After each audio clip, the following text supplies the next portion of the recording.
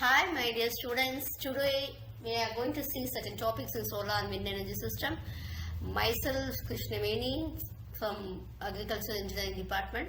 So today we are going to see certain parts and discuss certain features of solar thermal power plants. Many features we have already discussed, but this will be you can see it is a capsule, okay? So the solar thermal power plants will have it's a power plant which first converts solar radiation into heat that we have already seen. Next, what happens is the resulting thermal energy is subsequently transformed into mechanical energy, okay, by a thermal engine. Then we are converting into electricity, okay. So what is actually the high temperatures are required to achieve the utmost efficiency. So what we have to do is we have to improve or increase the energy flux density of the solar radiation and collector. So for that, this is actually the similar, but what I am saying is giving you a brief about what we will be doing in a solar thermal power plant, okay. So what happens, the whole series of will have a concentration radius or concentrating collectors and will be converting this solar radiation into heat energy. So what it is, this is the whole setup. You can have this collection and concentration of applicable radial energy and conversion of solar energy inside the receiver, and it is being transmitted to a heat transfer medium, and again this conversion of thermal energy into the mechanical energy, and mechanical energy from that we have converted to the electrical system.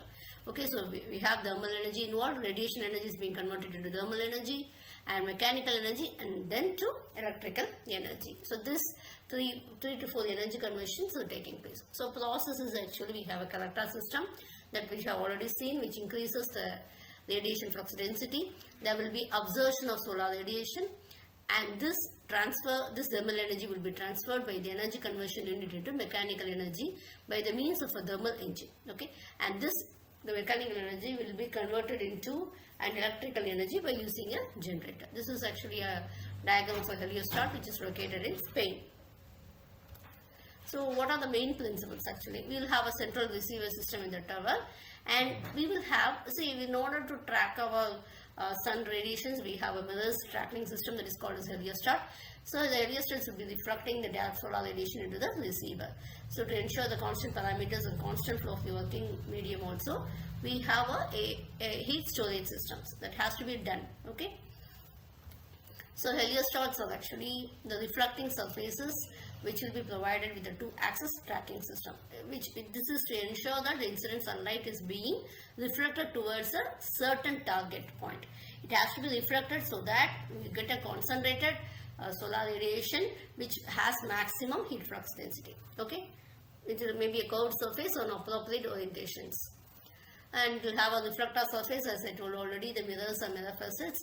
The individual heliostat is commonly calculated based on the current position. So we will have to align it with the current position of sun, the spatial position of spatial current, and also the target point. Okay.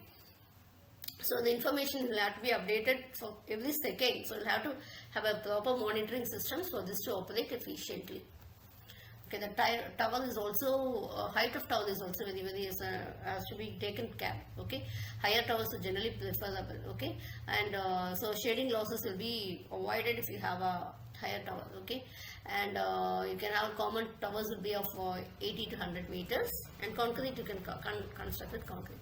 So the receivers will be transforming the radiation energy diverted and concentrated by the heliostat into technical useful energy. Okay, and the radiation flux density should be from 600 to 1000 kilowatt per meter square. Okay, and this is your water stream receiver. So similar to your conventional, as we do in the steam power plants, the water is vaporized and it is partly superheated in the heat exchanger. Okay, so due to this, this approach is currently not developed, and we are trying to make it more efficiently so that the energy losses is minimum.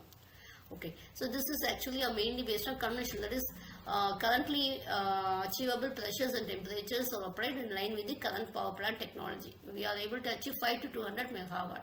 Okay, so what happens actually, we can have open or the cavity tube receivers which reach working temperatures of 500 to 500 degrees centigrade, and they will be working on a steam turbine which follows a Rankine cycle. Okay.